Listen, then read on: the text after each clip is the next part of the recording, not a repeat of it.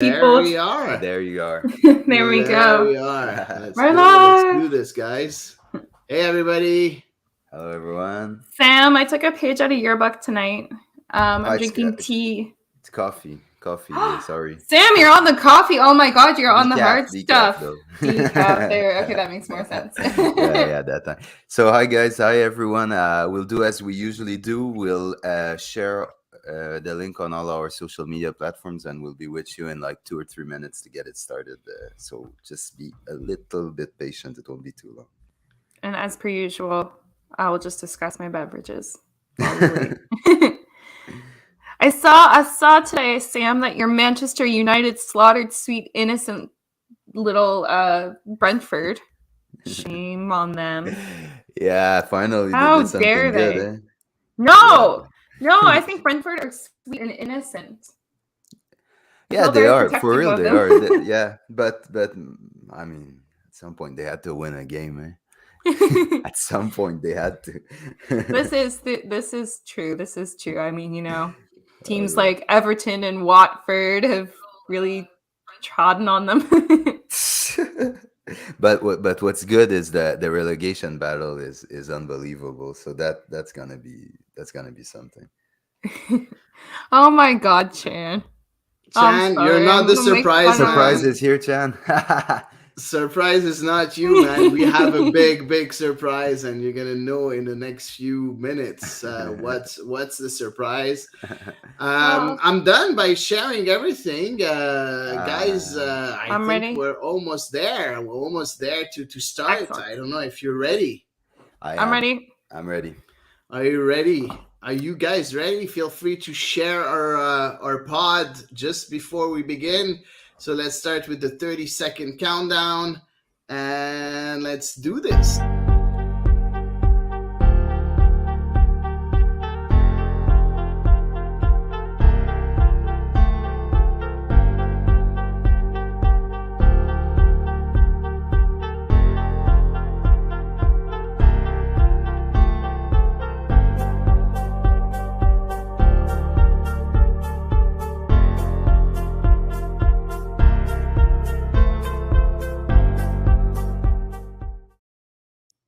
Hello, my friends. My name is Samuel Savy, and this week on the show, Kamal Miller's Player of the Week performance helps Montreal keep the undefeated streak alive.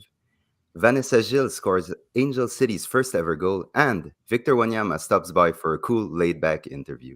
This and a lot more in episode 79 of The Ball is Round.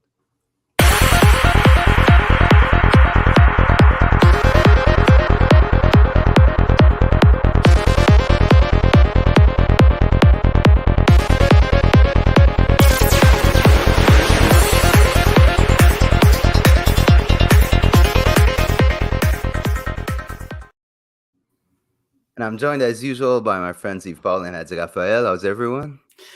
Fine, man. What a crazy week, crazy day, crazy everything. Crazy It's only everything. Monday. It's It's only Monday, man. Hady. It's Oh my only God. Monday. Like Oh, yeah. for me, it's my weekend, right? Because usually I work Saturdays, so I don't work Yeah. Mondays. So, but I I took the suppose. Saturday off to go to the game. So I had Saturday, Sunday, and Monday. But man, oh man, I worked so hard during those 3 days. So yeah. So tomorrow is gonna be a good day, I think. Hopefully. But we came into this day with a nice weekend, guys, right? It was a cool day at the stadium. I couldn't be there, unfortunately. I was working. I know you guys were there. Eve, how was it at Stade Saputo? It looked like a great Oh my afternoon. gosh, it was fantastic weather for watching a match. That's one of really I think the nicest weather days that I've had there, possibly ever. It was great weather before the match. It was great weather all through the match. I didn't have to wear a jacket. I was super comfy, and yeah, just overall good vibes. Good vibes. Yeah, awesome. So just to put in context, Victor Wanyama's interview is at the end of the show. It was pre-recorded today. It was a really cool interview. It was so laid back, so generous with his answers, and we have this in part 2 of the show after social media. But before that, we're gonna go right into the review of the Atlanta game. So Montreal came into this game having not lost since mid-March, guys. Can you imagine? No. Oh man, man, you know what? It's crazy. It's crazy to think that Montreal is in this position now. Yeah, it's we know that we had a good streak last year also at the beginning of the season, but not as good as this one, right? Hmm. So I don't know. It feels like a good wind of change, for Yeah. yeah, for Well, once in yeah. our lifetime. I think we can be happy supporters, right? Yeah, the last defeat was away to NYCFC at Yankee Doesn't Stadium. So count it, because it's at Yankee yeah, Stadium. yeah, exactly. So so for this game against Atlanta, Wilfred Nasi lined up in goal Sebastian Breza, from right to left in defense, Alistair Johnston, Joel Waterman, Rudy Camacho, Kamal Miller, and Lassie Lapalainen. In the middle, we had Victor Wanyama, Ismail Kone, Ahmed Hamdi, and Georgi Mihailovic. Up front, we had Romel Kyoto. Um, Wilfred Nasi has kind of got us used to his usual 11 with always one or two little changes along the lines. This time it was Ahmed Hamdi getting his first start of the year. What was your guys' initial reaction when you saw Hamdi in the 11? For the position he was playing, I was really surprised. I was really surprised to see him in that particular position, although given obviously that Montreal is going to find itself without both Wanyama and Kone next week, it probably is good that he got a significant number of minutes under his legs. Yeah, I wasn't really surprised by the position because, usually he used to rotate between Sunusi and Torres. I'm more of a Sunusi person, but I can understand why you would choose a more technical player playing against a team that likes to keep the ball like Atlanta, so we can keep the ball ourselves. So I thought it was going to be Torres, but you know what? He surprised us by putting Ahmed Hamdi, who has those technical abilities to keep the ball, and I think that's the reason why he was there.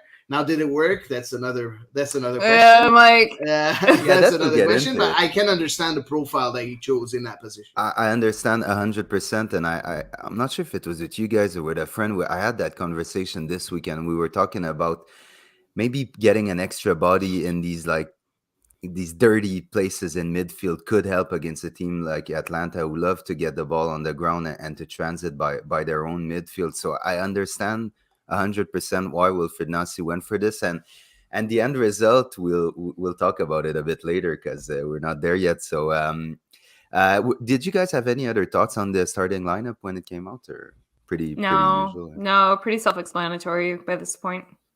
Yeah, it's his starting 11, right? It's just Amdi that was the new player in this starting 11, right? So. Yeah, pretty much. So the game started very similarly to the last home game, which was against Vancouver. Montreal scoring extremely early, and this time it was courtesy of the head of Kamal Miller. Guys, it was obviously a training ground move free kick with Mihailovic and Hamdi kind of faking a delivery before catching Atlanta napping. It was a good goal, guys. What did you think of it? Really liked it. Shows a lot of what Montreal has lacked really in past years. Montreal has failed to capitalize on a lot of set pieces back in the day. So I think it was great that they were able to take advantage and deliver a quality set piece with a good finish. Yeah, and I don't remember the last time Montreal scored on a header, going downwards. Yeah. I don't remember. It's usually always, a Camacho header that's like, changing the trajectory of the ball. But it's very rare that you see someone really, knocking it on the ground and for the keeper to be beaten on the rebound. I like that because, it brings another layer of complexity in those on those set pieces. And now, of course, there was a big error from the Atlanta defense. Of course, Franco just not jumping at all. But yeah, it's really nice. Really happy about that goal. Technique-wise, Miller, that was almost as textbook as it comes, because he kept the separation with the man in front of him. He wasn't pushing him; he was just putting his arm like arm's length to really get the space. And it's so difficult for a goalie to stop the ball once it hits the ground before getting to him. And Miller really made that effort to really direct it towards the ground, forcing like a movement in the ball. And so that was a very, very good goal. For Kamal Miller, it was his first goal of the season, his second for Montreal, and for Mihailovic, it was his fifth assist of the year, his fourth in MLS. He had picked up one in the Champions League at the start of the year. Moving on, there was the first big chance for Atlanta came in the 10th minute of play via Thiago Almada's free kick from 20 yards out. It was following that foul Rudy Camacho picked up his yellow card on. The free kick beat the wall, but Sebastian Breza produced a very, very good save. Breza coming back to his usual self, maybe. It was definitely, I think, good redemption. Knowing, obviously that's what got Montreal burned last time around when Montreal faced Atlanta. But I thought it was a good save on the free kick. I don't want to necessarily get too carried away, but it was a quality save, and as well, the rebound wasn't put out into a dangerous area, which I thought was also an important factor. Yeah, you know what? Breza had an okay game. It's nice. It's nice to see. But yeah, it was a quality save. It's very hard for very tall goalkeepers to go on the ground that fast, right? Yeah. So that was a very good stop. So I'm not gonna say impressed, but happy to see that Breza again against in front of the goal. Yeah. But what I'll say is that he celebrated his save like if he scored a goal on that one, and I was kind of relieved to see like Breza's demeanor being that like I kind of aggressive and positive, and that kind of demeanor he had last year had kind of lost it during the season. So it was good to see. I was kind of relieved that he kind of passed that first test. Guys, in the 20th minute, we almost scored again off a set piece. This time a corner that Joel Waterman shot, but Bobby Shuttleworth, he made a very, very good save. We could have been 2-0 up at that moment. Yeah. We tend to forget. A lot of people were talking about the injury of Brad Guzan, but Bobby Shuttleworth is a goalkeeper that's been around MLS for a long time, and he's not a bad goalkeeper. He's not maybe a number one, but he's like a second number one if you want to. He's not really a number two either. So it's not a bad goalie that Atlanta has as a backup. No, he's a veteran. He's a solid depth keeper, I think, for any team in MLS. And guys, at that moment, statistically, both teams could have looked pretty even, but what was your feeling on the dynamic of the first 20 minutes of the game? So about at that save from Shuttleworth on Waterman. I kind of felt like Montreal didn't plan to have a lead that early. And I felt like they were kind of like, oh boy, that's a long time to sit on a lead, because it is. And so obviously as the half went on, they wound up conceding more and more possession to Atlanta. And I got to say, it was a little nervy. Yeah, it was nervy. It's weird. We're still talking about the 20 minutes, right? The first 20 minutes. Mm-hmm. The goal was a good surprise. I like the fact that they tried to maybe lose the focus of the defense opposition with the little play with Ahmed Hamdi between Georgia and Hamdi. I like that, but afterwards, I feel that they just lost concentration completely and started to give the ball away to Atlanta and not keep it. And I'm going to talk about the rest of the game afterwards, but it's not Nancy like. No, say it that way. No, and I was thinking the same thing actually when I was at the stadium, that this was kind of a way different approach than I had seen to Wilfred Nancy taking it. It reminded me kind of old school Montreal Impact back in the day as a more counter-attacking team, even though that's not how either of their goals came, but nonetheless. Yeah, but that kind of brings us to halftime. I know there was that other save from Breza of Marcelo Moreno's free kick. It was a very, very good save too. I don't know if you guys want to talk about it, but we could jump into at halftime. There was a particular stat line that I think is important to show off, guys. I think you had it, Hady. We got it somewhere. I got it. Yeah. Okay, so this was the stats at halftime. Pretty even everywhere. And when you look at possession, Atlanta basically 73% to Montreal's 27%. Guys, how do we explain this? And what I want to know is going into the second half, what needed to be adjusted. That's the most important, because even though you have that 1-0 lead, you're absolutely dominated at home by Atlanta at that moment. Wilfred Nancy said in his presser he didn't like at all things that happened in the first half. Mm-hmm. And he really wanted to change some stuff. And he said it was better in the second, but he still wasn't really happy. We're going to talk about the presser at the end, but, Wilfred Nancy knew that something wasn't working. So it wasn't really planned to play the counterattack and leave the possession to Atlanta. Players weren't really, following what Wilfred Nancy wanted. It's as simple as that. So there wasn't any tactical adjustments or no, like, I know there was a substitution. We'll get into it, but like the problem at that moment was that they just weren't able to get in their game plan into execution. In effect, yeah. Mm-hmm. That's certainly what it seemed like. Yeah. And at halftime, so Wilfred Nancy made his first substitution of the game. Ahmed Hamdi came off and Joaquin Torres came in. Guys, I've got two questions for this particular move. The first one is, tactically, how did Hamdi and Mihailovic share the pitch, and was it a success? I mean, what I see lately is that Georgi Mihailovic is leaning more toward the left side of the pitch than I think most of the year last year. He seems to be kind of getting a little bit closer to Lassie in his build-up play, although he's still obviously a central midfielder, which left a lot more room for Ahmed Hamdi toward the right side of the pitch.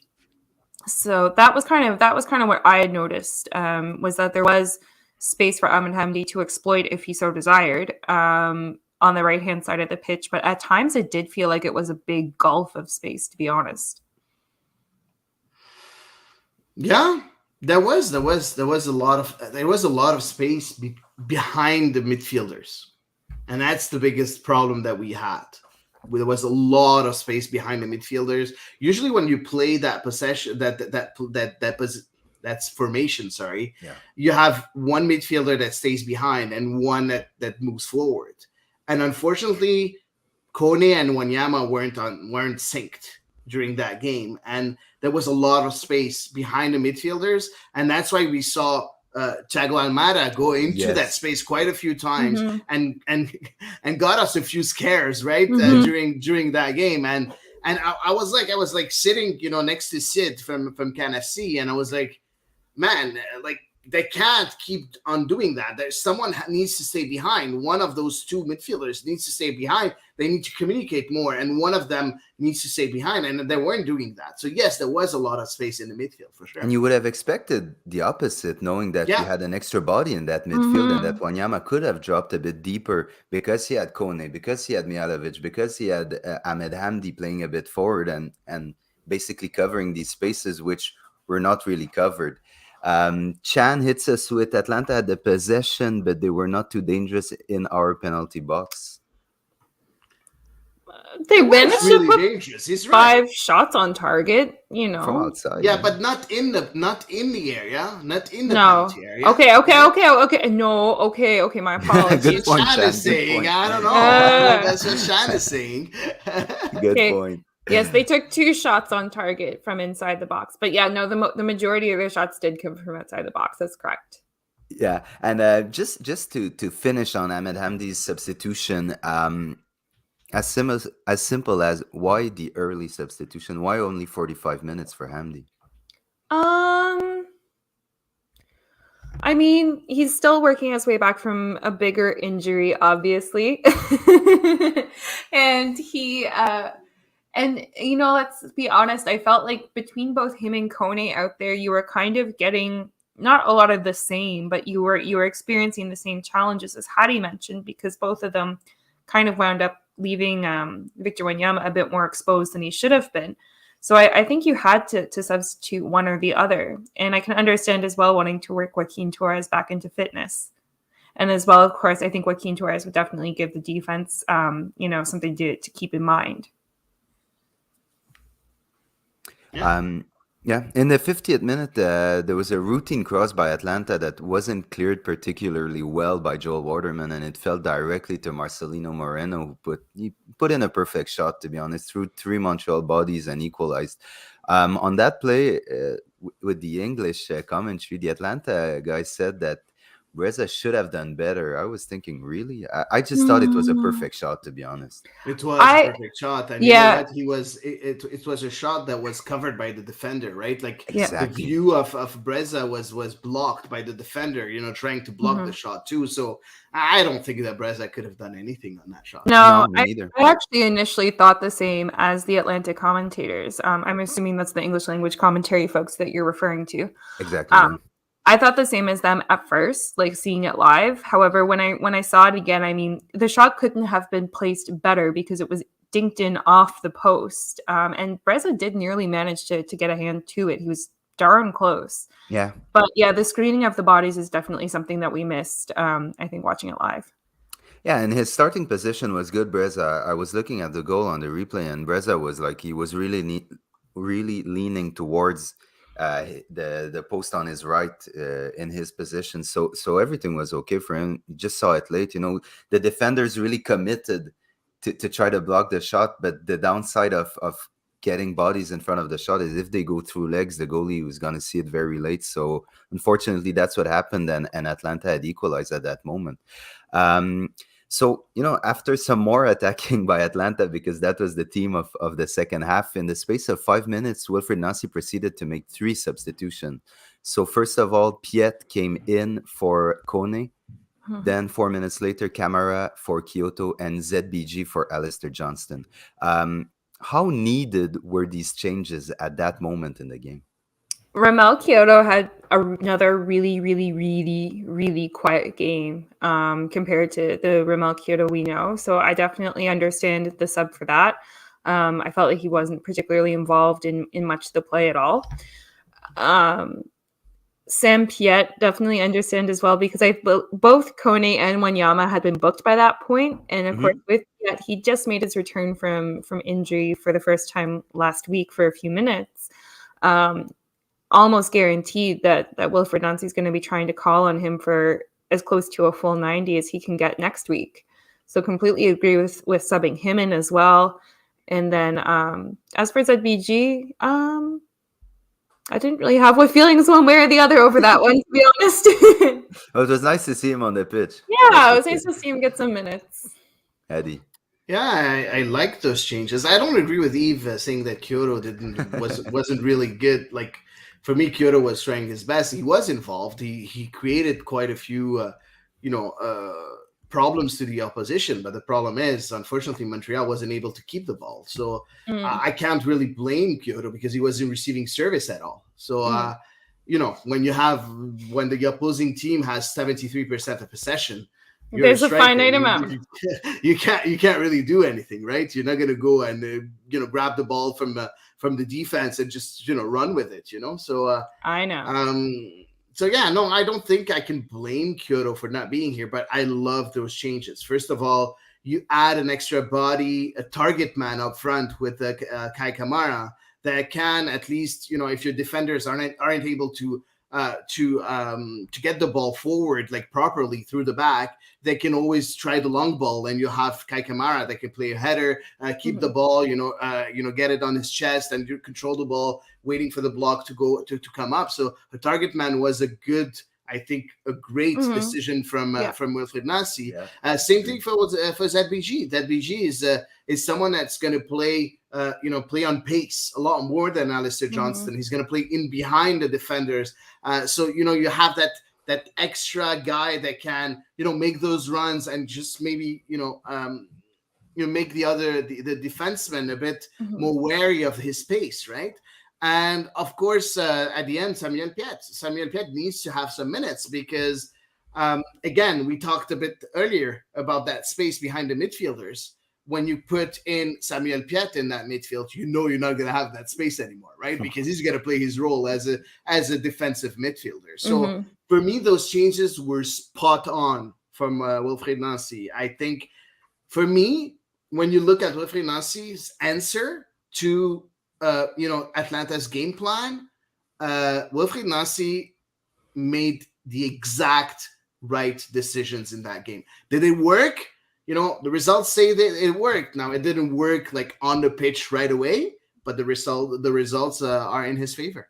Yeah, and Wilfried Nancy always says that he doesn't think about the other team. He coaches his team and doesn't mind the other team, but his moves were very mindful of what Atlanta was doing. So he kind of went against what he usually says, but I think it was very, very good what he did. And it might have not shown, but there was a little tactical switch too when Piet came in, because I don't know if you guys saw it, but Piet was gesticulating, and he was kind of showing Wanyama that he would play next to him. Like, it was kind of almost feeling like a 4-2-3-1 at that moment. Yeah. It was nice to see. It was nice to see. I love this formation. But Piet was extremely, extremely lively, and love it or hate him. I know there's some haters of Pierre. I don't know why, honestly, but he kind of showed why he's important to this team, and you need this player for me, and especially to see out a win, because it wasn't too much longer then until Montreal scored. Exactly, and NHL P5000 tells us Piet did a great job putting pressure and recovering the ball. Well, that's exactly it, man. And that's Samuel Piet, man. Yeah. That's exactly what he does, right? As advertised, that's his game, and he was important with Atlanta's style, being that possession based in midfield. So not too long after the switches, in the 81st minute, Kamal Miller gave his best Justin Mapp impersonation and delivered a perfect ball onto Joaquin Torres, or let me say 5'4" Joaquin Torres' head, and gave Montreal a late lead. And I mean, that is just perfect. Okay, yeah. I didn't think Kamal Miller had that in him, and his cross to the smallest attacking player we had right onto his head, and a perfect header by Torres. I mean, how good was that goal, guys? It was really well done. It was great work by both Miller and Torres. I mean, Atlanta did a really poor job, honestly, defending that, because there was Torres, and I forget who was next to Torres by now. I'm really sorry, but I forgot. Whoever was next to Torres from Montreal in the box, they were both open as could be. But I mean, Kamal Miller, that's a highlight reel move that he managed to pull off. So congrats to him. Kudos for having the gumption to put that together. Yeah, it's crazy, man. Kamal Miller doing a double contact to cross the ball, and Torres on the header, man. How can you defend that? like you can't defend that. Like Atlanta players were like, huh? Like you can't think of that. You can't think that this could happen, right? No, but just imagine if you didn't see the game and you tell your friend, okay, so Miller dribbled past two players and crossed to Torres. You would say, okay, no, Torres dribbled to and crossed to Miller. No, it's actually Miller who did it. So that was amazing, man. Now it's amazing, but you know what? It's a bit of help from the soccer gods. I think it's as simple as that. Yeah, we'll take it, man. Yeah. We'll take it for sure. Right after the goal, Wilfried Nancy brought on Zoran Bassong for Lassie Lapalainen, and kind of to close out the game. Guys, do you have any thoughts on the actual play before we go into a bit tactically and the press conference? No. I think it was nice from Nancy to do that last change, because I think that Lassie Lapalainen, I know that we're not really in agreement. We're all in agreement, sorry, to say that he shouldn't be in the starting 11, but we have to give it to the guy. He runs he does. He puts a lot of effort during the game. So I'm happy that he was relieved a bit by Zoran Bassong. It's good for Bassong. It's good for Lapalainen. So that's the only thing I have to say. I think that's important from Wilfried Nancy to do that, to do that extra change at the end. Mm-hmm. So I got a few questions here. How did you see it tactically, guys? Because now we've had the feeling that kind of 5-3-2. It's difficult to really 3-4-3 is kind of slowly fading into a 4-3-3. Did we see this again at Stade Saputo on Saturday? We see that it depends on the sequence, right? So sometimes yes, we do see that, but it wasn't as obvious as the last time around, in my opinion. Against I think Vancouver. I agree. Vancouver, against Vancouver, I think we almost played the whole game almost the whole Yeah, game with the back 4-3-3. Yeah. foot, Yeah, you yeah. know. Yeah. But during that game, it was a bit. I think that all the players were a bit swamped by the quality that Atlanta players showed, because there was a lot of talent on the pitch from Yeah. Atlanta. The thing is, unfortunately, there's not that chemistry in the Atlanta squad in order to score goals and to create those good chances against a team that's, you know, that knows each other. That the squad knows each other at Montreal, right? So, you know, it was very hard for Montreal to really show tactically what they're made of, because they were running after the ball the whole game. Yeah, yeah, but there's a tactical part of defending too, and so that's maybe what was more in display in that game. But yeah, I kind of agree that it wasn't maybe the easiest game to analyze tactically, because there was a lot of running after the ball. There was a lot of covering of doubling your man because he got beaten and stuff. So we'll keep it maybe for another episode, because I'm very interested to see how this tactical shift is evolving slowly with our Montreal. Guys, quick note: Matko Miljevic, Gabriele Corbo, Sunusi Ibrahim, and James Pantemis were dressed but went unused by the coaching staff. And Victor Wanyama and Ismail Kone will be out with suspension for the Orlando game. Both picked up their fifth yellow card of the season. Before we jump into the preview of the Orlando game, Hady, you were at the press conference. What did Coach Nasi have to say? Oh man, Nasi was happy but not happy. I can understand. He started the press conference by saying it wasn't a good game for us, but I'm happy with the result. Yeah. Okay. It's as simple as that. And you know what? That's exactly what we all knew and what we all thought, right? We didn't play well. But you know what? We got the 3 points. I think we would have been happy with a draw, but we got the 3 points. So that's a very good thing for Montreal.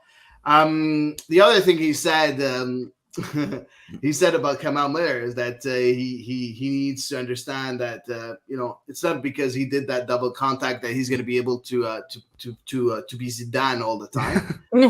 So that's what he used. He said Zidane. It's the second time that he calls Kamal Miller Zidane. So Nice. so that's very funny. And the rest, he talked a bit about the fact that he wanted to put 2 defensive midfielders in the game to try to switch things up. And we talked about it ourselves. He said that a bit. He said that it was a conscious substitution to add that extra defensive, extra defensive player on the pitch. And the rest, it was pretty. There's nothing much that really stood out from Wilfried Nancy, I think, in the presser afterwards. Cool. And which players were made available to the press after the game? Oh, the players, let me remember who it was. It was a Must have been long Kamal time Miller. ago in my Yeah. head. It was Surely they Kamal brought up Miller, poor yes. Kamal. Yeah. It was Kamal Miller, and it was the second player. I think it was Samuel Piet, but I'm not. No, it was Georgi Mihailovic. Georgie. Oh, Okay. okay. Yeah, Georgi Mihailovic, the second player. Cool. And Eve, on your side in the supporters group, you were with the 127. How was it? There was a pretty good crowd at Saputo for this one. I think they said 15,000. We had predicted less. In fact, Eddie, Yeah. so yeah. And so how was the vibe? How was the feeling in the stadium? I think overall it was quite good in the stands. I can definitely, obviously there was that nice homage to Guy Lafleur at the 10th minute, which was nice. And as well, the minute of silence was really well done beforehand as well. Overall, I think it was a good ambience. Had our smoke to pull when the goals were scored and stuff. And overall, there were some people up in 128. They were giving her, love them. No, overall, like it just felt like good vibes, just good vibes. Yeah, no, it looked cool. There was a few people from Atlanta, right, Eve? There were some people from Atlanta, but I don't know where they were sitting because the away supporter section looked totally empty. So I have no idea where the hell they were sitting. But yeah, they were there.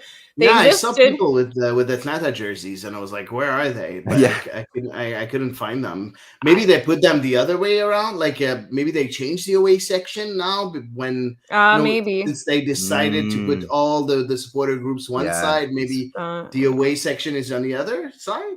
Could be. I truly don't know, but there were Vancouver supporters there the previous match up in that section. So they just blended in. Or maybe I mean, like, it's Montreal. It's not like we're Manchester United, Liverpool. Unless you're a TFC fan, you're probably not going to have much of an issue if you're an away supporter and you sit in a normal seat. Right. Guys, anything to add on that game? No, not on that game, but Roberto Tiranardi has a question for us. He says, good streak, and we're not playing complete games. Even better days ahead. Deep calming breaths, Robbie. No, listen, I like his point because I think finally tactically it's starting to click. Okay, now it's the play, like it's more of a mentality thing now. You know where your players are. The understanding is much more potent now between the players. So it's a question of going out there and really performing for 90 minutes. That's, I think it's more a psychological thing than of a tactical or a physical or a technical thing. So, it's something that's pretty easy to adjust, but it's it is tough to do on the pitch, but it's an easy adjustment to make mentally, I think. So I think there is better days ahead for sure. Yeah.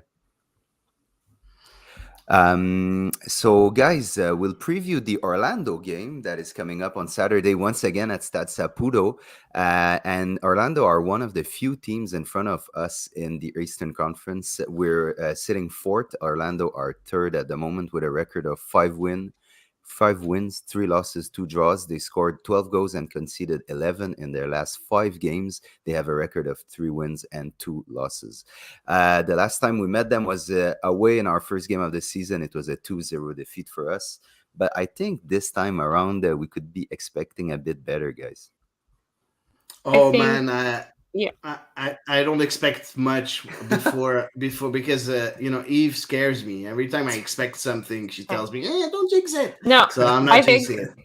I think unequivocally Montreal will give a better acquittal of themselves. Obviously, I think Ramel Kyoto has gotten that out of his system for sure. So I don't expect a ridiculous, stupid red card.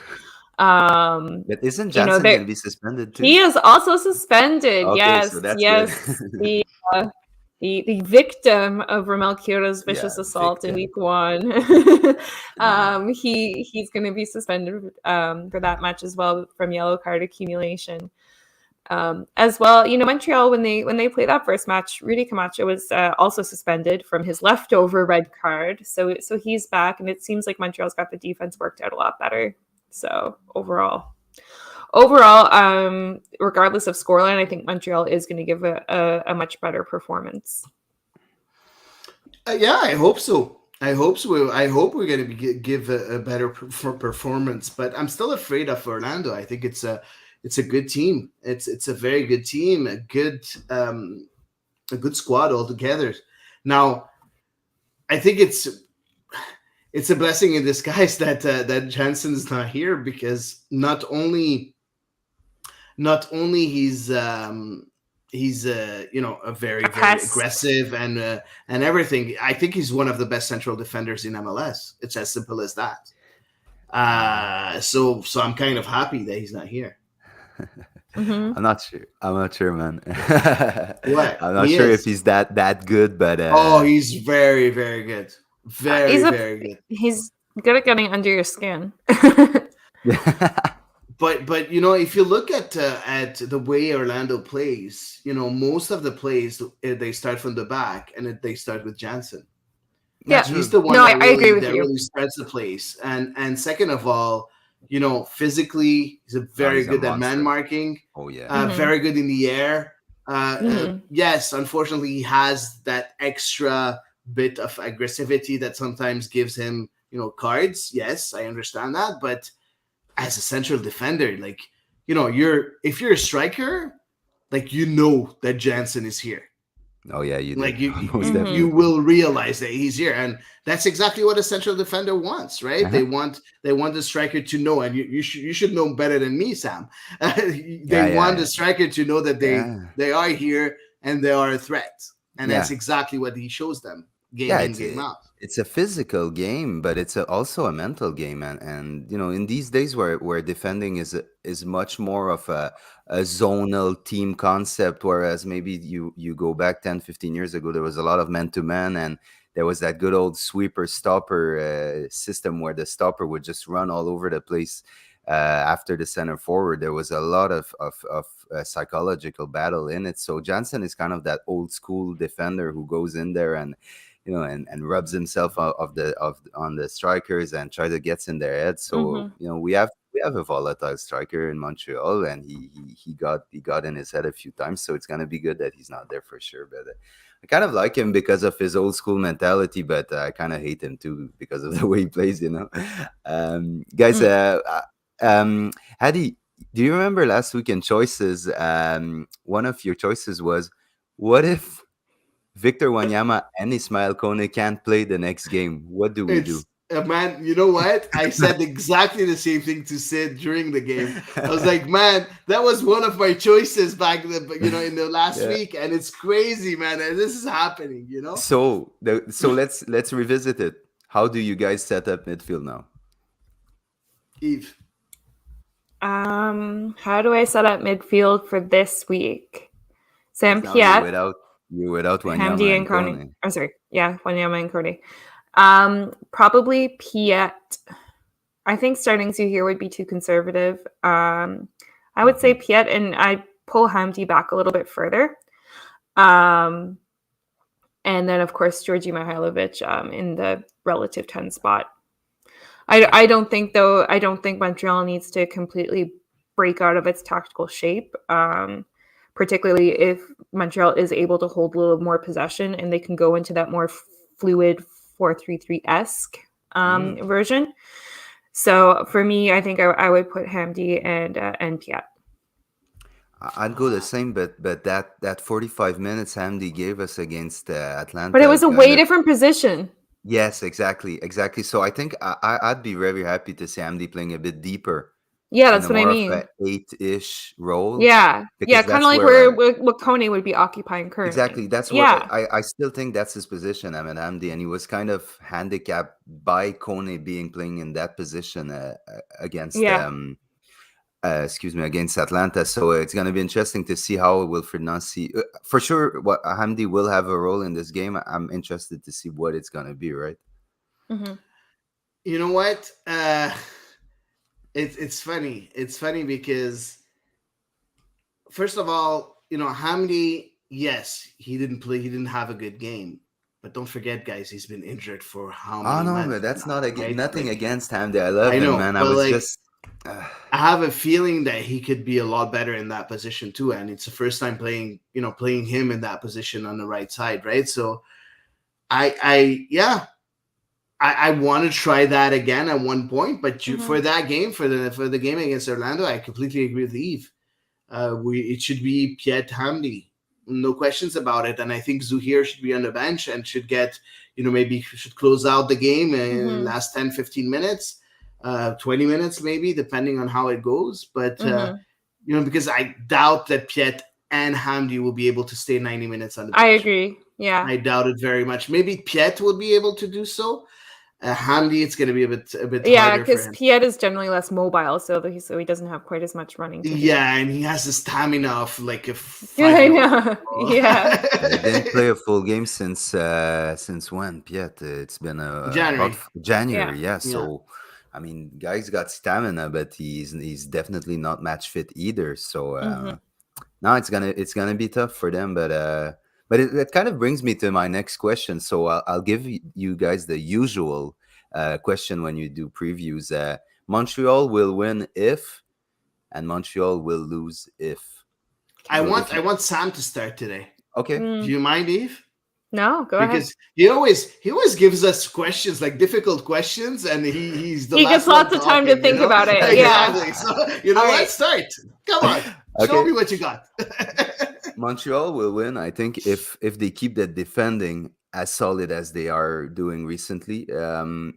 I don't mean playing the ball out of the. I really mean pure defending, like positional, tactical, physical defending. They've done very very well recently, and finally, we're seeing the Miller Camacho Waterman that we've seen last year, which at the end of the year was very good. So I think if both three players continue playing as solid as they are, for sure it's going to be different because Wanyama won't be sitting in front of them. But I think he can trust Piet 100%. Yeah. I think we're going to win. It's going to be a lot of on defending. I think because Orlando have a very potent offensive game. Not the same as Atlanta, but as dangerous as Atlanta. I think. And Montreal will lose if they have to go too deep in their bench in midfield. If Hamdi only is able to give, let's say, 45 minutes, if Piet can only give 60 minutes, and we need to go a bit deeper down our pecking order in midfield, I think that could be a struggle for us. Nothing against these players, like not at all, but Victor Wanyama has such an important status in this team that just him being out is a big loss, and now you've lost Ismail Kone too. So these are my picks, guys. Up to you, whoever's ready. Go ahead, Hady. Okay, I can start. I think Montreal will win if they're able to play their game, keep possession, play their game, and control the game, which they weren't able to do against Atlanta. And I think that somewhere we're a bit lucky to win, in my opinion. And Montreal will lose if Ruan does his show. Oh man, don't because the hell with that guy. I think that right back is really, really. I know that we all hate him. Yeah, rightly so. We're not gonna say why. For people that are new, just go check wherever you want Ruan Montreal Impact, because it was called Montreal Impact, and you'll know why. But I think Ruan, despite all that, is a very, very good player. Excellent. And I think that he causes a lot of problems. He caused a lot of problems for Montreal in the past. I think he can still cause a lot of problems for Montreal. And it's kind of, the right side of Orlando. So that means our left side. And we all know that our left side isn't the strongest. Yves, your turn. Alrighty. Montreal will win if their players can keep their heads on their shoulders and not get carried away, not get sucked into any potential mind games played by whomever.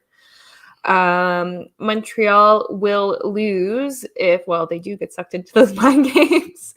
But no, Montreal will lose if the defense decides to revert to playing exclusively out of the back again. Interesting, because this is a subject that kind of faded during the recent weeks because it wasn't this. But it was a hot mess versus Orlando. I think that was our worst moment with that. That's a fact. So yeah, okay, interesting. So we'll revisit them if anything happens. But I've got it all noted in here. So guys, I think we can move on to Olivier Renard's media availability. Yeah. So this morning, Olivier Renard was available to media, and Hady, you were at Centre Nutrilet to talk to Olivier Renard. As he usually does, he was very candid with his answers. What stood out to you? Oh man! First of all, I want to say that I was very lucky and happy to be there because right now all the pressers, the pregame pressers are all done in Centre Nutrilet. You can't just attend through Zoom anymore. So virtually it's not possible. You have to be there. So I was lucky enough. Usually on Mondays I don't work, so I try to, whenever I can, go to training. And I was happy that Renard was free and was available for the media. So that's the first thing. A lot of things stood out for me, and you know what? I tweeted a lot of them. a bit earlier, but there's a lot of things that I didn't really tweet, and I think that are important. The first question that Olivier Renard was asked is very simple: "What about your contract?" Mm-hmm. And his answer was, of course, a bit politically correct, saying, "We never discussed this in public, and it's not now that I'm going to start."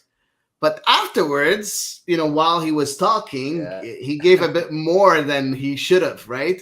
And he said, "I'm happy here. Montreal is my family is happy in Montreal, and whatever the club wants to discuss, they know how to reach me." So it looks like the club hasn't So yeah, reached out to him that's yet. kind of what it suggests, isn't it? But it's kind of weird because Gabriel Gervais in his first press conference, he was basically like, Olivier Renard can stay as long as he wants. You're Yeah, but there's a amazing, paper Yves. to sign and there's some money to give too, eh? So No, but you know what? I like what Yves said because it's true. Gabriel Gervais Yeah. said that. Right. But think about it. Gabriel Gervais just started his mandate, right? Mhm. He just started. He's still learning Or the ropes. was that him of the giving a presidency. job offer to Olivier Renard? What? I saw I him didn't- giving a job interview or giving a job offer right there on the spot. You No, got but it, man. I think he I know. needs to learn the ropes before Yeah. he starts, taking decisions, and just give it a bit of time. The only thing is that think about it, like Olivier Renard at one point, Well, he has a family he has to think about The and his kids European- and stuff. yeah, and the European season is going to be over in a month, and I'm pretty sure that a lot of teams are going to look for new sporting directors. So, there might be some interest in him, and if he doesn't have a contract in hand, it's possible that he can be tempted to go elsewhere, right? So we have the risk of losing him. Now, I've been very critical of Olivier Renard, I think, in the last 2 or 3 weeks, saying that, it's his last chance to shine. So, I don't know. I don't know if, I don't want to be at the place of Joey Saputo right now because, and Gabriel Gervais, of course, because I don't know if we take that streak as being something very positive and being something that Wilfried Nancy and his team are building towards, a certain goal and making the playoffs, or is it again the same thing as last year and we're going to crumble again and just lose all interest? So so it's going to be a very hard decision. I think both decisions have their pros and cons. So that's the first thing in the presser. Second thing that he said, I asked him if he was happy with the squad. He said very happy. Mm-hmm. You So, can't agree right now. Yeah, Or you no, can't he said disagree. very Can't happy. disagree. Sorry. No, but you know what? He could have said, I wanted to do another player, but it's not possible because this and this and that. But he didn't say that. He said he was very happy with the squad and he has everything that the coaches need for any system that he wants to use. So that's something very nice. And then I was like, okay, can we expect any moves from now till the 4th of May? Because of the transfer window closes on the 4th of May. And he said that, no, we shouldn't see any moves, but anything could happen, of course, but there's nothing planned. Okay. He also said that he wants to wait until July to see what he can do. He has a budget of 400K available yet. He didn't specify if it's 400K only in GAM or altogether in salary and GAM or anything. But he said 400K, so he doesn't have a lot of money to play with, but there's still a bit of money to play with. So, but he wants to wait until July. So we'll see. We'll see for July if he has something planned. Maybe he does have something planned, so that's pretty nice. Or maybe he's keeping the 400K for Gabriel Gervais to give him a contract with. I'm not sure if that's the case. Nice. But yeah, and lastly, about Montreal only loaning 4 players to the CPL. He said that a few players refused that offers was something from CPL clubs. they didn't want to go to play in the CPL, and he said it was unfortunate, and he said that they tried to convince them, and they didn't want to be convinced, and they decided to stay. So that's, unfortunately, he didn't give, of course, the names of the players, which is pretty normal. But for me, that's a bit troubling. And you know what? If I'm that young guy, I know that right now, I'm pretty sure that there's a big chance that I'm not going to sign a contract extension with Montreal, in my opinion. Well, that's for sure. You won't make anyone happy at the club by taking that decision. But these players have to think about themselves too. So they must have had a reason that really was inside of them, and say, I can't do this. I need to stay here for XYZ reason. We'll never know, but for sure, his bosses won't be happy. We have a couple of questions, guys. First of all, Chance asking if it's Zuhir. Unfortunately, we don't have the answers, but I tried to mingle a bit and to go ask around, and I can 100% guarantee that it's not Zuhir. So Zuhir is part of the first team. I was going to say he's clearly close enough that exactly. So Zuhir, it wasn't in the plans to loan him. So that's the first question. And second question, and I've been talking for too long now. It's Roberto Tiranardi that asks Olivier Renard, how long a contract do you give him? Oh God, I'm not good at these things. I'm not good at picking times and stuff. I usually book, when I book meetings for work, I usually book them overnight. I'm really bad. So I've had a lot of accidental pajama party meetings. He had 2 years, 2 years and a bit, his first contract? Three.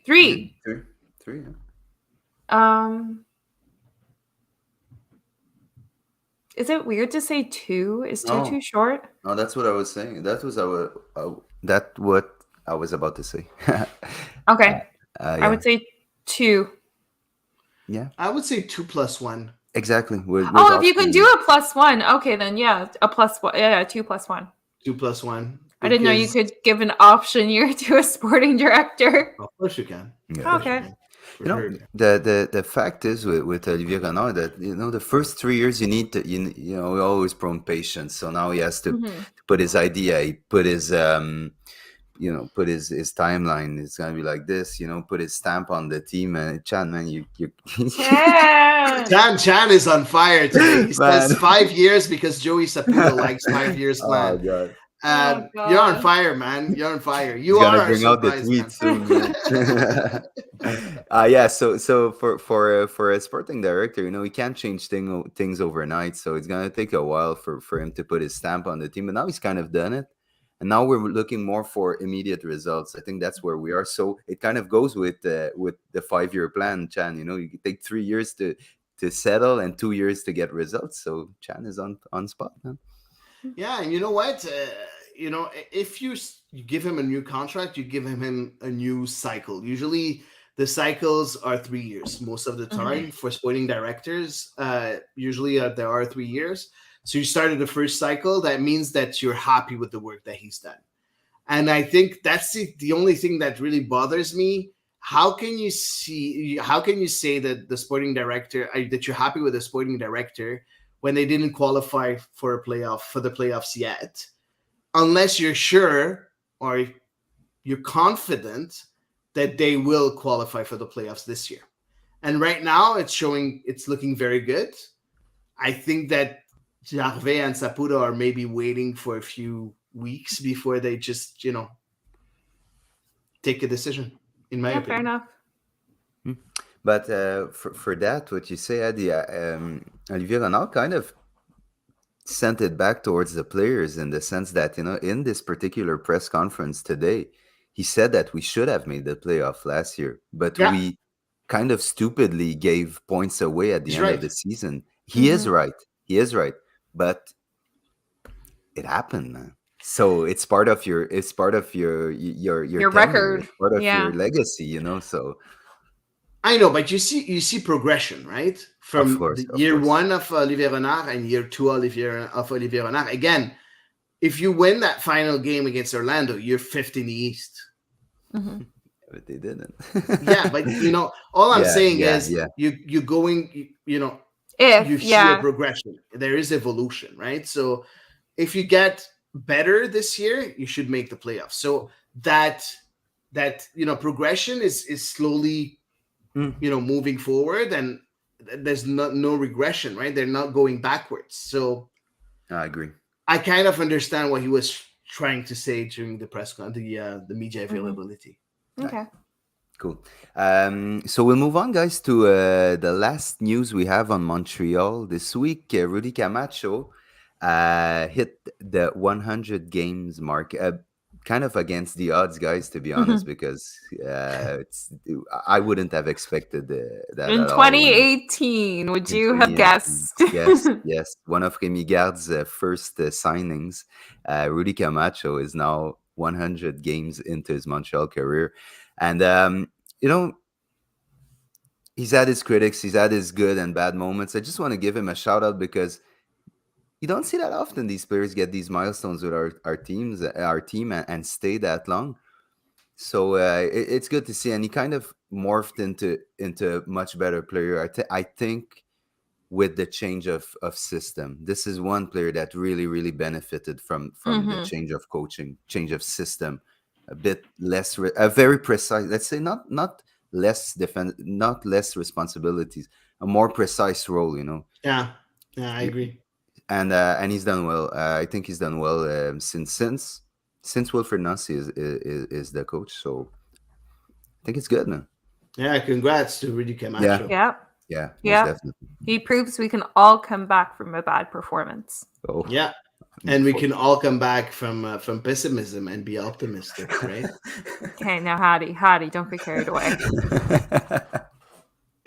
Oh, guys. Okay, well, let's move on. A quick word on the under 17 women national team. Yeah, They're playing right now the CONCACAF tournament in the Dominican Republic that also acts as the under 17 World Cup qualifier. So, just a quick fire news on them. They'll be playing the quarterfinal round against Costa Rica on Wednesday. Before that, they won 10-0 against the Dominican Republic. They won 5-0 against Bermuda, drew 1-1 against Jamaica, and they won 4-1 against Honduras. yeah, and one of their attacking threats is Miss Malouf, Mhm. who I think has a Lebanese name, so I'm pretty happy. She's like Excellent. 15-year-old, right? So Yeah, but she has, she's on fire this match she or is, this she is, tournament. yeah, She she is, cannot stop scoring.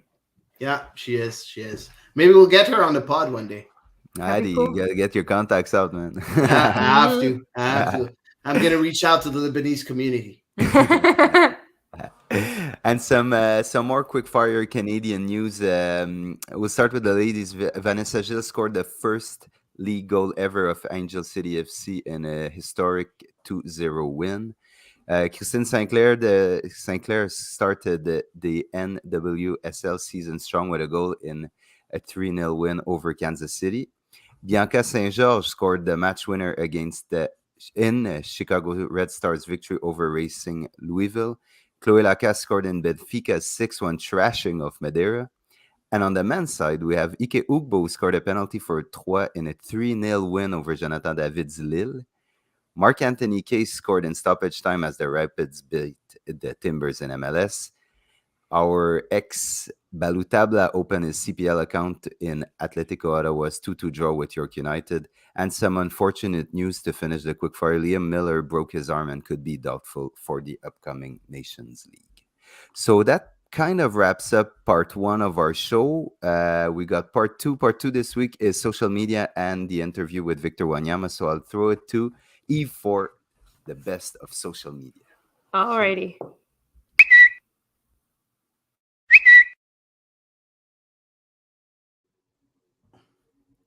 Okay, yes, so bear with me for a couple of minutes while we quickly go over some interesting tweets before we jump into our interview with Victor Wanyama. So first things first, just kind of in keeping, I guess, with talking about big games, big attendance, and so on. A big point was that Angel City, the team for which Vanessa Gilles plays, they did have a sellout for their very, very first match, and it's also like a Friday night match that they played, which those are harder to get to. And so we have wsoccer.ca. Who tweeted out some really exciting women's soccer attendance results over the weekend. So there were 43,000 at PSG versus OL for the Women's Champions League. We had 22,000 at Wolfsburg versus Barcelona, 22,000 as well for Angel City versus North Carolina, and 22,000 at Newcastle versus Alnwick, which is actually the fourth tier of women's football. Amazing. So really exciting. And as wsoccer.ca points out, people are getting behind women's club soccer. It's time to get on board, which I know is a drum we like to beat a lot here at TBIR. But really exciting attendance results. Really, really exciting. Yeah, and really, really exciting. And you know what? It's really deserved because, the women's game has grown so much. And it's awesome to watch. I'm a big fan of women's soccer, and yeah, I'm happy to see that other people are following. Yes, no, I'm really excited that they have a good public showing up for them and stuff. And as well as Canadians, NWSL is fairly accessible on Twitch. A lot of the streams are accessible actually free on the NWSL Twitch. Nice. Yeah. So, okay, moving right along, we have MLS Transfers at MLS Transfers. It says, despite the laundry list of reported teams interested in Georgi Mihailovic, I've heard Montpellier in Ligue 1 seems most interested. Montreal in no rush to sell this season with pending U.S. men's national team call-ups on the way. What do you make of this rumor? Notably our Ligue 1 connoisseur here. What's up, man? Okay, you know what, guys? I don't like that move. First of all, Montpellier plays a very defensive, style. They have already, I think, one of the best number 10s in France with TJ Savanier, who's really, really good technically. Very, very good technically. Even Dimitri Payet said that he was better than him. It's as simple as that. He's going to be on the bench. It's going to be as easy as that. He's going to be on the bench if he goes to Montpellier. And again, I don't think it's the kind of play that you want him to be playing, right? Because he can play counter-attacking, but I think he's better in a possession-based team. And I hope we'll see him elsewhere. Fair enough. Interesting, yeah. Okay. Moving right along then. We have Paul Nod at who tweeted regarding the MLS announcing Kamal Miller as Player of the Week. He said, as a CF Montreal fan, I want to thank Orlando City SC for losing this guy for absolutely nothing in an expansion draft 2 years ago. We'll keep him for another year, let his worth go higher, and then sell him for a lot of money after Qatar. Yeah, possibly. Or maybe sell him before. Could be. We'll see. Oh, calm down. I know that Olivia and I was talking about phones ringing. Don't want to hear it. Yeah, no. A lot of phones ringing. I'm sure, man. And Kamal Miller, man,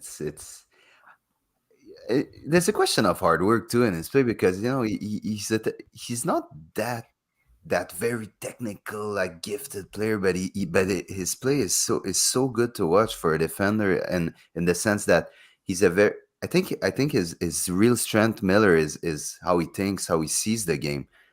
Man, it's something great, and he deserves every ounce of recognition that he has right now. So and it's very interesting for a center back to be able to play, to control the ball and to play with the ball and to go forward with the ball.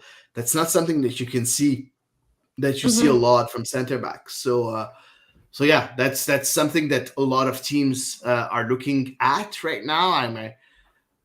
I think about my beloved Marseille, and usually they do play with a back three. Sometimes they play with a back three, and a player like Kamal Miller could be a very good asset for Georgia Sampaoli. So You think he'd have the caliber to play right into Ligue 1 for a team like Marseille? I think he'll be in the rotation. Maybe he Mm. won't be a starter right away, but he can get, about 10, Holy 15 moly. games. Holy moly. Hady. Yeah, I know. Wow. Chan is busting No, my chops. no, I was like, holy moly, if you thinking Kamal Miller could make it into the rotation at a team Yeah, with 10 like, to a pedigree 15. of OL. Or Yeah. sorry, OM. Oh my god, I'm so sorry. There you go. Oh man, Eve, you know what? It's the last time that we do a show together. No, I blame Chan for those who aren't aware. Chan just left a comment about OM losing to OL, and I was like reading at the same time I was talking. I'm really sorry, Hady. I'm so sorry. It's okay. It's okay. I'd be like Yeah, if no, you mixed up Wolves with Villa. but if you if it's 10 games, I think he can do 10 games pretty easily. Oh yeah. 10, 15 games. In a 50, 55 game season, I think it's doable, and I think he'll learn a lot just by training with the players. Sure, And of course, those 10, 15 games, even if you play against in Coupe de France against a fifth division team, just playing with those very good players at Marseille, you're still wearing that kit. Yeah, exactly. It's a good. I think there is a spot for Kamal Miller in Marseille squad. I'm pretty sure about that. Okay, so Hady, you're gonna start a Kamal Miller to OM rumor. It's never gonna work, man. It's never gonna work. Never. Alrighty, fair enough. Alrighty, last tweet of the evening. Whoops, if I can make it display. We have KJ at WPG Garito. He says, "Oi, Canada soccer. We're basically a month out from Canada men's national team World Cup preparation friendlies and Nations League and the extremely important Canada men's under-20 qualifying tournament. When will the radio silence end?" So what are you guys thinking as far as like potential opponents for a friendly or potential stadium locations? When do you think we're going to hear anything? It's weird. Beto from Radio Sport Montreal was asking me, during the game last Saturday, he was telling me it's not normal that we don't have any friendlies set up. And I was like, you know what? In June, it's normal because they're going to play Nations League. But I think the friendlies, you get more, you're surely going to get them just before the World Cup, maybe a couple of weeks before. I don't think we're going to play friendlies earlier. But I do agree with KJ because, there's a radio silence on the U20 that I can't understand. Mm-hmm. So it's weird. I gotta say, it's weird, and it's a bit unlike Soccer Canada too, because they're pretty much upfront with these stuff usually, no? It's really weird. Sometimes they're really active, and sometimes they're really not. It's very random. I don't know how else to put it. It's very random. Yeah, but I can't wait for all that silence to stop because it's an exciting moment in the history of soccer in Canada. You need that communication. You need fans want to know. Yes, we're full of hype right now. We're exploding with the hype. Don't kill the hype, man. Don't kill it.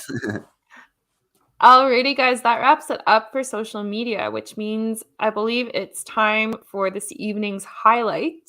Yes. Yeah, it's time for this evening's highlight and the interview of Victor Wanyama. I just need to pull it up and you'll be able to listen to it, of course, right away in the next few seconds. Unfortunately, Eve wasn't there during the interview. We missed you, Eve. I was at work. You were at work. So, Sam and me, we had to do it. So let's start with the interview right away.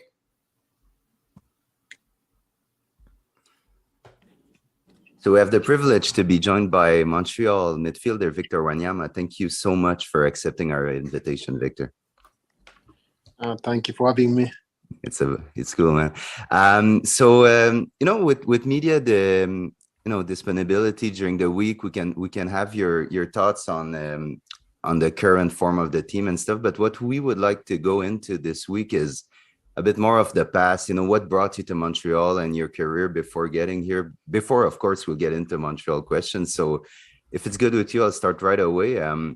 You were born into a sporting family with your father being a former soccer player, your two brothers, McDonald Mariga and Thomas Wanyama, playing soccer too, and your sister Mercy playing basketball.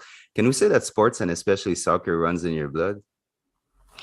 I would say, yeah. I think sports is in our family, is in the gene.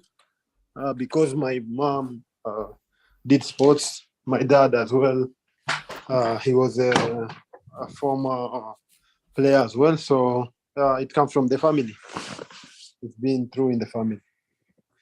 Good. Now, you started your youth career in Kenya before moving in Helsingborg in Sweden. Why Sweden? Was your goal to just establish yourself in Europe, whatever the club, or you had your eyes set on Helsingborg and Sweden especially? No, I was lucky. I was lucky to be in Sweden because my older brother was there. So I went to visit him, just to visit him and see around when we closed school.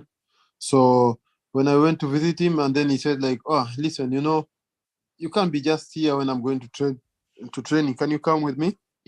So I went with him to watch his training, and then after the director, I met the director there. I was young. I remember the director was really good with my brother that time, and he asked my brother if I could come and train with the young boys in the evening. So my brother said yes, why not, And then since then, when I went, then they liked me, and they were happy to have me there training with their youth. Nice. And I wanted to ask this question particularly because my mom, she grew up in Kenya as well. She lived about 20 years in Nyeri. So I wanted to know, when you were growing up in Kenya, did you have a favorite club, and who was your favorite player? Okay, you do mean in Kenya or in the whole? In Kenya. In the world. In Kenya, I wanted to know world. Kenya too, but go ahead. Okay, in Kenya, my dad used to play for, before they were playing this inter-communities, and there is one of the oldest club. It's called FC Leopards. Yeah. And this is like from my tribe, my father's tribe, and also my mother tribe. So I used to, they brought me up like supporting that team.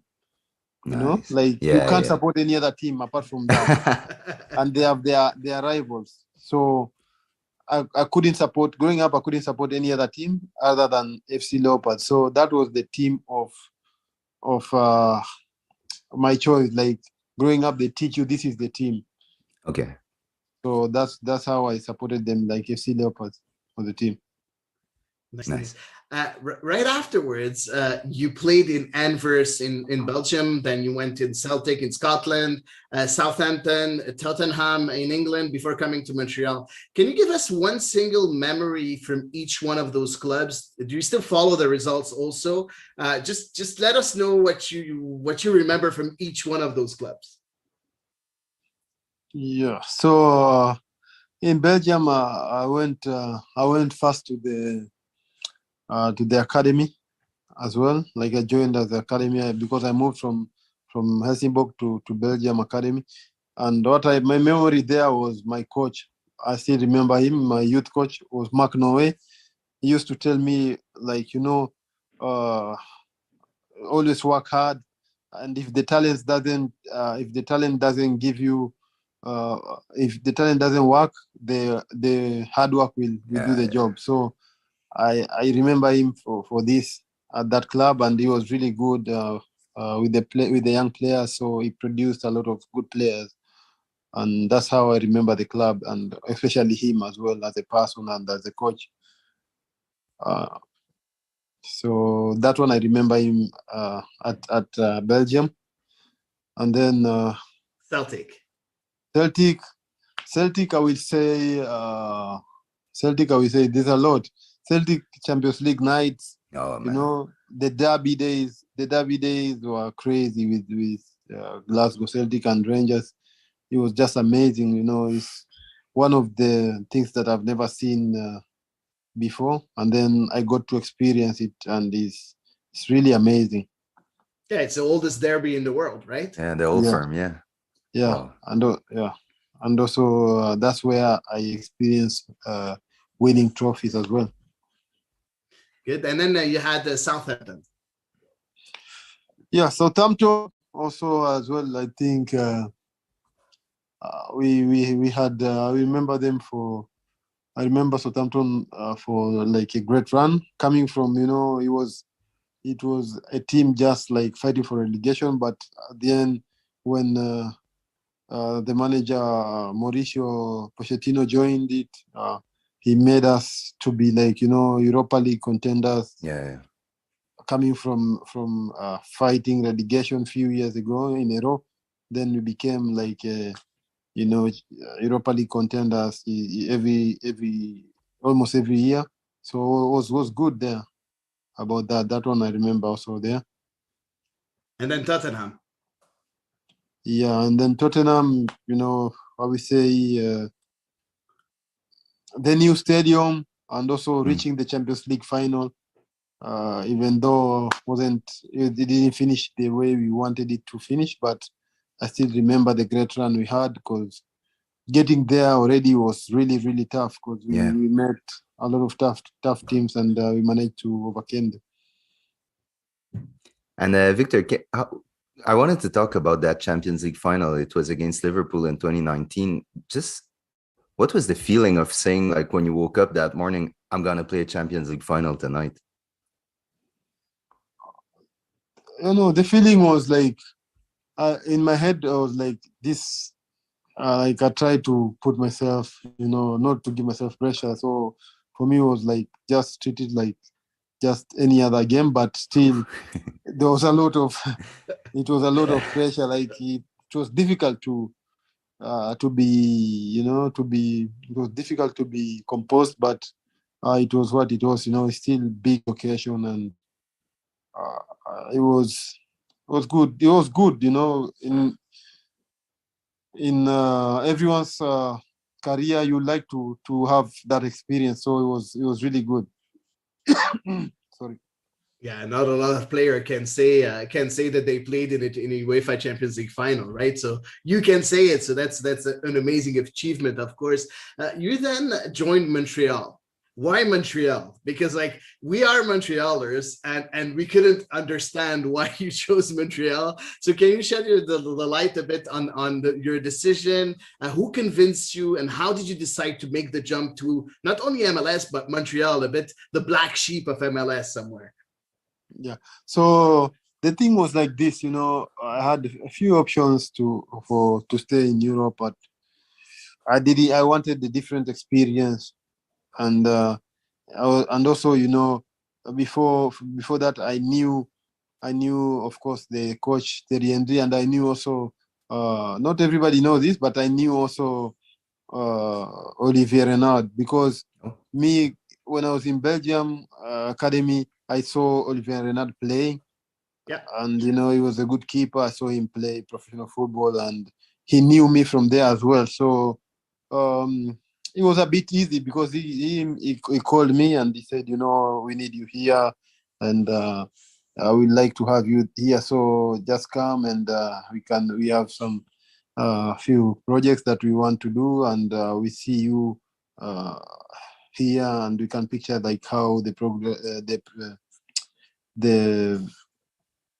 thing will work. So if you don't mind, you can come. So I listened to the project, and I decided to come, because someone like Oliver Renard is someone that understands football, and if he talks about football and he asks you about something, then you really believe them. And yeah, that was the journey. So I decided to come to Montreal.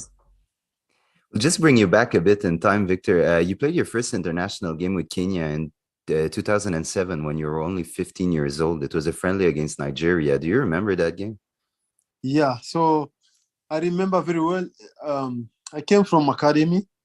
We had like a break, and I went home.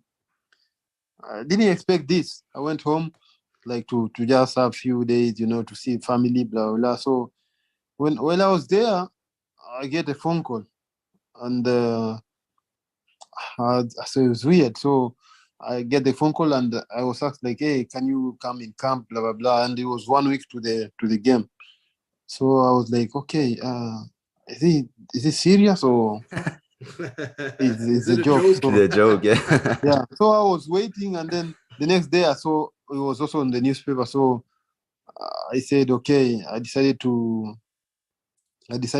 go to join the team, and when I joined the team, there was a coach called coach Gus Mule.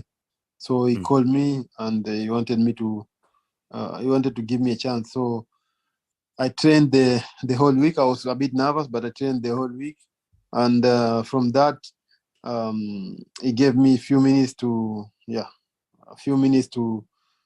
experience my international cup. Nice. So it was great to be on the field at that age. Of course. Yeah, for sure. It's impressive. It's impressive. Now, the Harambee Stars were able to qualify to the African Nations Cup in 2019 for the first time in 15 years. Last time they did was in 2004. Was that one of your personal objectives in your international career? Was that something that you were looking for to help them qualify to the AFCON? Yeah, 100%. That was the thing that I was looking to do as well with the national team, and I'm happy that we managed to do it. And I was lucky to also to lead the team as a captain to take them back to the African Cup of Nations after 15 years. So for me it was a great achievement, and I was proud of it. Then you recently retired from international football. I was wondering what was the dynamic behind that decision? Were the added miles from being in Montreal influence your decision, or you were just at that stage of your career? No, I believe no.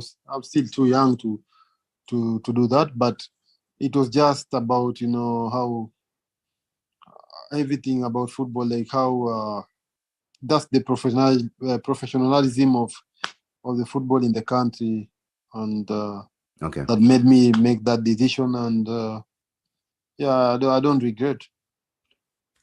Yeah, it's still sad to see things being run that way. Knowing that Kenya is we're in a good spot after the 2019 AFCON, and unfortunately seeing retiring because of the way the federation works is a bit sad in my opinion. But it is what it is. Like Thierry Henry used to say, right? Now let's talk a bit about CF Montreal.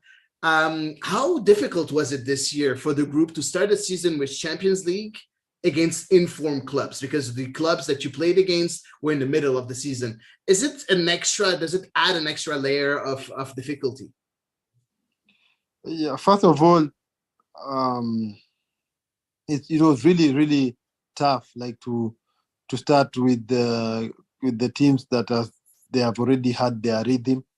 But I want to thank everyone at the club, the coaches, and also the players, for their great effort, because it's not easy. Like it was easy to like lay back and say, okay, we just gonna play to play and Hmm. get out of the tournament. But I'm glad that we fought. We showed everything. There's nothing that we gave away easily. We fought for everything, and we passed even the first round.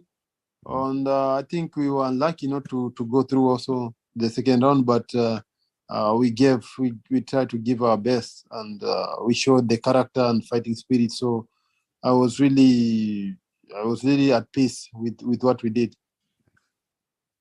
And being a veteran with so many young players in the squad, how do you help them to grow? And like on a daily basis, do you do some teaching? How does it work? Yeah, it's easy. Like when I'm here, I'm always trying to talk to the young players, and especially in the middle with the Isma Reader. I always try to let them know, what they have to do, what we have to do, what we need to improve always, not getting comfortable. We always need to work, because football is a game of learning. Every game you learn, you never stop learning, and that's always the thing. That's always the key first. To help the young guys, and so that we can be at least in the same page, and we can compete well, and see them grow by helping them is something that I enjoy doing, because they are growing well and they are doing well. So I'm quite happy with that. You mentioned a bit earlier Ismail Kone. You have had many partners in the midfield role during your time in Montreal, and now Ismail Kone has been near constant next to you this season. How do you navigate playing with a partner in his first pro season while protecting the defense behind you? Like doing both, guiding Ismail Kone and making sure that you're still doing your job on the pitch. How tough it is to do both? Yeah, I think my teammates, the back also helped me, because they try to talk a lot also to Isma, because they know he has quality, and I always say, like, okay, we have this thing in our team, like, we don't care how young or how old you are, but on the pitch we have to communicate, and that thing always has worked in favor for us, because any young players coming in, they have that character already. So for me to control Ismail on the pitch, like to be like, hey, Ismail, now you have to be here, or you have to do this, you have to move like this, he understands. So sometimes he can see some things that other player cannot see, and he say, he will not keep quiet. He will say, hey, but you have to come and cover me here. And that's good to see Ismail do that. Is really good for the team. It's healthy for the team. Is great thing for him as well. And that's how we have progressed. It shows you how we have progressed individually and also as a team. Yeah, and you guys have obviously progressed a lot this season too, unbeaten in 7 games all competition, and most of these matches the team has come back from behind to take a result, and a lot has been made of the resilient nature of the team. Do you credit Wilfried Nancy, your teammates, something else, or is it a combination of everything going really well? No, I of course, I credit the manager as well, because without him, maybe the confidence wouldn't be the same. And also the idea of play wouldn't be the same. And also I credit the players for them to go out there. When the manager gives us something to do, we go there and we don't do something else. We do what he wants us to do, and we see the results. And he does that also in a way that he does that in a way that he wants us to enjoy. And we do enjoy what he asks us to do. So we go out there and do it with passion. So we enjoy doing it. Now, you talked about Wilfried Nancy, of course, being a great leader. You talked also about making the jump to MLS because you wanted to experience something new. What was your opinion of MLS before you joined the team in Montreal, and did it change now that you've been playing in Montreal now for a couple of years? Yeah, I think the first time I saw MLS, I was thinking, like, it's just kick and rush, but it's true. Before it was kick and rush. Before it was kick right. and rush. And, before you came, you changed all that, right? And then now I see a lot of teams, like, they are playing a lot of football. Like, the way MLS has grown is unbelievable, and also the way how also since I've been here, the way how we've grown is unbelievable. And I always say this, we've been here, so I will never regret it, because I've been here, I've seen everything evolve. Yeah. And for me as a player, seeing this is just a plus. it's a really great thing, like to see players progressing, to see, team also progressing. It's just phenomenal. And I want to thank the club and the coaching staff for what they have done, and also players for the executing everything that the coaching staff have been asking. So it's been really great. We're happy to hear that, Victor. There's a stereotype that football is played differently in North America than in Europe. You played in both continents. What would you say is the biggest difference, if any, between the two of them? Before, as I said, before when I saw it, it was like a little bit of kick and rush, and I was thinking like, he's played 100 miles an hour, Yeah. Yeah. But now it has evolved. Now it's almost similar. Some teams play very European way. Yeah, right. And it's quite good to see this as well. And one of the teams that play that is ourselves. True. And some other clubs in the league. So it's great to see this. I have a couple of questions left for you, and both of them are going to be by me. The first one, Victor, I don't know if I'm sure you realize, but every time you go to Stade Saputo, there's always a big Kenyan flag that's there. I don't know if you always, I know that you always say hi to that flag and everything, and it's Denise, it's Sam's mom that's waving that flag. Do you have? Is he you? It's my mom. It's your his mom. Exactly. Okay, I thought, how did you know that? So I was going to ask you if you are the one. No, my mom. The funny thing is, you know what the funny thing is? What? Go ahead.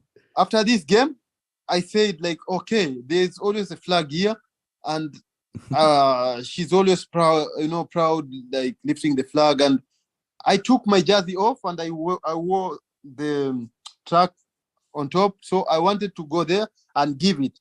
But when I was going around, I think I missed her. Maybe she didn't come, or she missed the game, or she left before.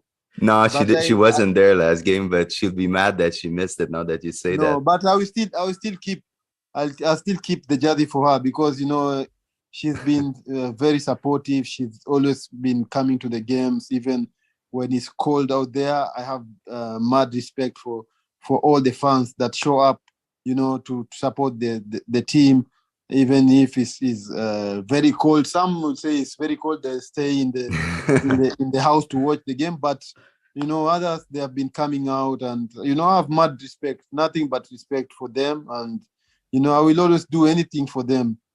So I still have the jersey. I will keep the jersey for the next game. Thank you so much. Okay. But so listen, Denise, next time you have a jersey from Victor Wanyama waiting for you. So I'm sure you're going to listen to us now. But one thing is for sure is, she lived 20 years in Kenya, and she still has a lot of friends over there, and they're still like in admiration with you over there, because when people knew that you were playing in Montreal, they're like asking my mom, like, if she had contact with you, like, how's Victor doing? Well, what has he done today? And she's like, well, I don't know. I go to the stadium, I see him, but people over there are absolutely in love with you, and we're really happy to have you here too, Victor. So okay, that's great. I'm sure I will meet her. I will meet her in the few days. Then, yeah. She's still practicing her Swahili, so she'll be able to have a good conversation. So I'll be happy. I will be happy to hear that, man. It will be great. Now, Victor, before we let you go, can you tell us a bit about the Victor Wanyama Foundation? Can you tell us a bit how it works and what you're doing with the foundation? Yeah. Okay. Now, I have about I went and take I had 21 kids who were doing well at school. They didn't have support. They didn't have anything anyone in their family to help, and they were doing well at school. So I went and took them all together, and I said, listen, I will have to do something with these kids. I will give them full scholarship when they start until they finish, until they finish their high school. And I just started the foundation. First of all, we've done a lot of things as well in the community. During COVID as well, we donated some masks. Trying to give the communities, who were affected with COVID, the women who lost their jobs during COVID. We were trying to give them something to do, and then they can get something from there. And also we had like the taxis. We call them boda boda. It's like when you carry someone on the motorbike. Yeah. Okay. Like from point A to point B. We called it in our country. We call it boda boda. So we had to give them also some jobs to distribute the masks. And I've been working also in the slums to upgrade a little bit the living of people, the life of people, how they are living. Some people in the slums, they were living on underground. On the underground, they dig a hole and they live Oh my God. inside there. So if you go to my foundation page, you can see on the video side, you can see like before the houses people are living, and how we try to do like even a modern house for them. But we used like timber and iron sheets, and a bit of also cement to make them a house where to live. And that one was costing like maybe 2,000 Canadian dollars, like this. So we built a few of them. Wow. And we are still waiting. It's difficult because we don't have a lot of funding, but we're trying to do like a bit by bit. So I'm happy that we can do all these things. Now the kids were going back to school, and also I'm grateful that I've already finished paying their this year school fees is done. Nice. And they are in also great schools. The schools that they go to, they are really big schools in Kenya. And my happiness is to one day they finish their school or their university, and they come out here and be big people or be something in the future. And I know these kids one day they'll be the ones who will be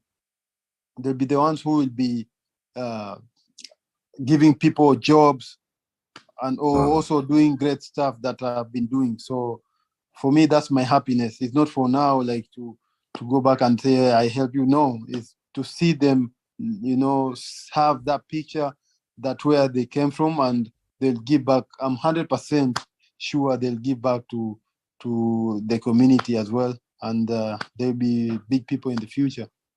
That's a beautiful project, man. And we'll make sure to post a link to your foundation on our page of TBR Montreal. So anyone who's looking to maybe help, they'll be able to have the link. That's it for us, Victor. We really appreciate your presence here. It was really, really a cool interview, and I just can't say thank you enough. Okay. Thank you guys. I appreciate you guys having me as well, and have a great evening. Okay. All the best for the rest of the season. Bonjour. Oh, no. Yeah. Bonjour. Yeah? Bonjour. Yeah, nice. Yeah, Nicely done. Bonjour. Thanks a lot, Victor. Thank all you. the best. See you guys. Oh, I love that so much. With your mom. He was so generous. But Sam, you have already a task from your mom asking you to film her. It was Eve's mom that's asked Denise to get filmed when she gets the jersey, and Sam, you have to film Victor giving the jersey to your mom. So the moms, moms are planning your next encounter with Victor Wanyama. So it's gonna be funny. Yeah, but he was such a generous interview. Yeah. I loved it. I loved every second of it. It was cool, and we're very lucky to have him. And yeah, it was great. Yeah, no, that I really enjoy that. I'm sad I couldn't be there. Yeah, of course. You'll be here next time, There pretty we sure, go. guys. I hope you guys liked the interview. Talk about us, share this, talk about this interview, and we want to see a lot of hits. So go ahead, share, retweet, do whatever you do to share that interview, because really Victor Wanyama was really great, and we love doing that. He's Yeah, he's definitely someone worth getting to know, I think.